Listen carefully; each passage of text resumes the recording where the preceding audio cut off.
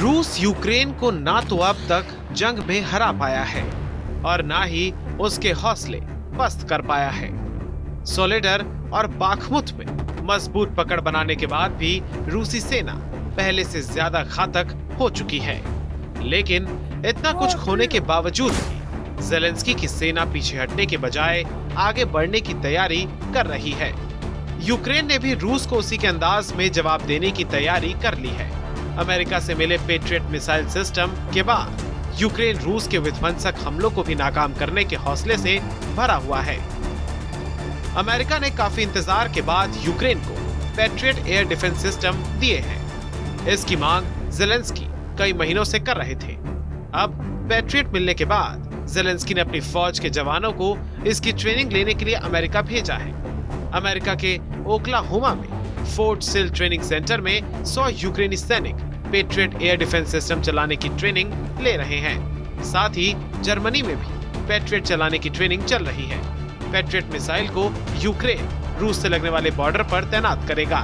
Patriot के दम पर यूक्रेन रूसी मिसाइलों को हवा में ही नाकाम करने में सक्षम होगा।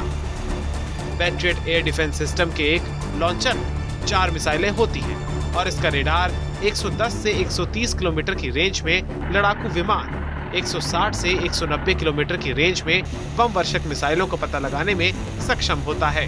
नाटो ने यूक्रेन को भारी संख्या में हथियार देने का वादा कर दिया है। इस ऐलान को ज्यादा वक्त भी नहीं बीता है कि 1000 आर्मर्ड व्हीकल्स यूक्रेन के लिए भेज दिए गए। यूक्रेन के लिए इस बड़ी मदद को मंजूरी करीब 50 देशों के पैनल ने दी है। इसके अलावा यूरोपियन कमीशन से भी यूक्रेन को इसी हफ्ते 18 बिलियन यूरो मिल जाएंगे। और ये विस्तार यहीं तक ही सीमित नहीं है, बल्कि कुछ और भी ऐसा हुआ है जो रूस के लिए सीधी सीधी चुनौती है।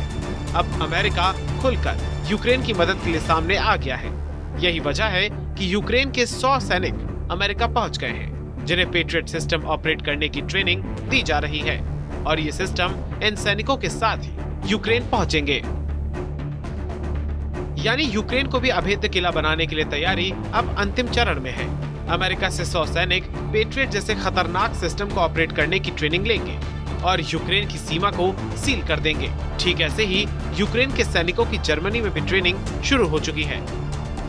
जर्मनी में नाटो सैनिकों की तरह यूक्रेनी जवान लड़ना सीख रहे हैं और इस ट्रेनिंग का खास मकसद है 500 सैनिकों की एक ऐसी बटालियन तैयार करना जो यूक्रेन के दूसरे सैनिकों को भी रूस के खिलाफ खड़ा कर सके।